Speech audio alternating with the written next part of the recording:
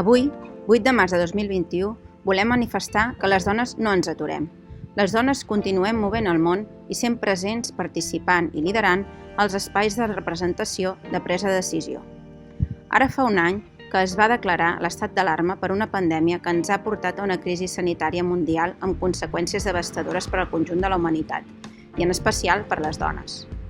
La Covid-19, més enllà de l'impacte sobre la salut, ha tingut un impacte sistèmic que ha posat de manifest la importància de totes aquelles activitats essencials de cura i per a la sostenibilitat de la vida.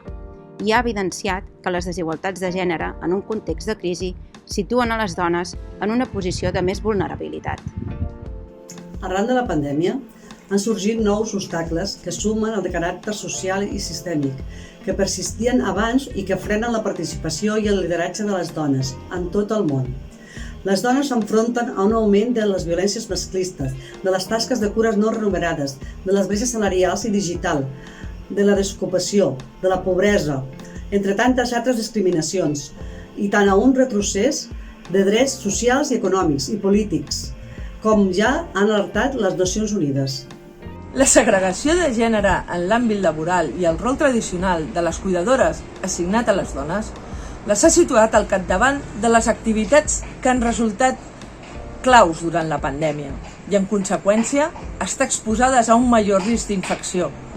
Les dones constitueixen el 70% de les treballadores del sistema sanitari, el 80% del personal de serveis socials, el 84% de treballadores a les residències de gent gran, el 64% del personal dels establiments d'alimentació i el 86% del personal de neteja. Durant aquest any hem vist augmentar la precarietat de les dones al mercat de treball i la feminització de la pobresa. Les dones han patit més reduccions de la jornada laboral, comportant una pèrdua d'ingressos, un major augment de l'atur, de la precarietat de l'economia informal i, com a conseqüència, un major risc de pobresa. El tancament de les escoles i el confinament han comportat un increment de les tasques domèstiques i de cura a realitzar dins de les llars, feines històricament associades a les dones i que continuen recaient en major mesura en elles. Aquesta intensificació de les feines de cura s'ha afegit al teletreball, comportant més sobrecàrrega de feina i més estrès, amb un impacte en el benestar emocional de les dones. El context de confinament i pandèmia ha augmentat el risc de les dones a patir violència masclista, exposant-les a conviure 24 hores amb el seu agressor, tal i com indiquen l'augment de denúncies i atencions realitzades pels serveis i les entitats especialitzades. A més, el confinament ha dificultat considerablement l'accés a la denúncia, així com l'accés a xarxes familiars, comunitàries i laborals que podrien oferir contenció i ajuda.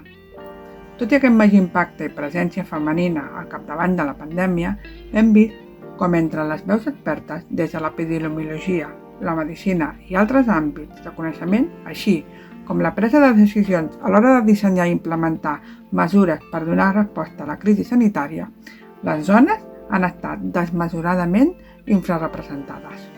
Aquesta infrarrepresentació de la dona també es fa palesa en els espais de presa de decisions polítiques, ja que només 20 països del món tenen una dona com a cap d'estat o cap de govern. Les dones ocupen un 24,9% dels escons parlamentaris nacionals a tot el món i un 36,3% en els càrrecs electes a nivell local. Aquest fet es tradueix en major dificultat per incloure les necessitats específiques de les dones en el desenvolupament, en l'avaluació i en el seguiment de les polítiques, plans i pressupostos associats a la lluita contra el Covid-19, inclosa la recuperació econòmica i la resiliència sanitària en un futur.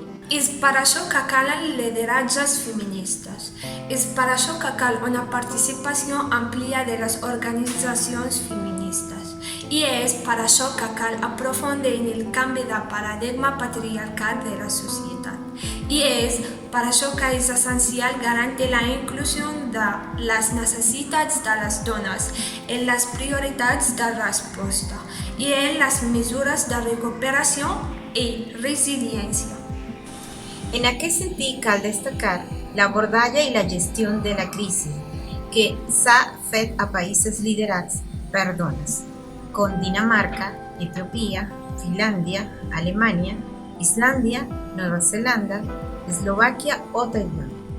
la seva gestió ha d'estar reconeguda a nivell mundial per la seva eficàcia per fer front a l'impacte sanitari i socioeconòmic de la pandèmia i ha constituït un exemple de com els lideratges feministes aporten polítiques y pressupostos más efectivos, inclusivos y justos per afrontar les crisis.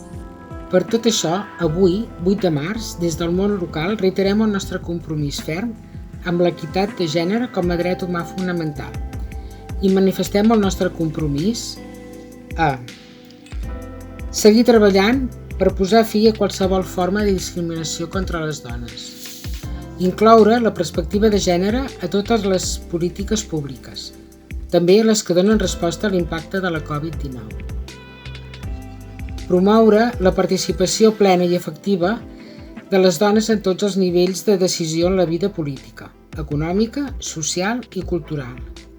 No ens aturem. Continuem treballant per uns municipis justos i inclusius.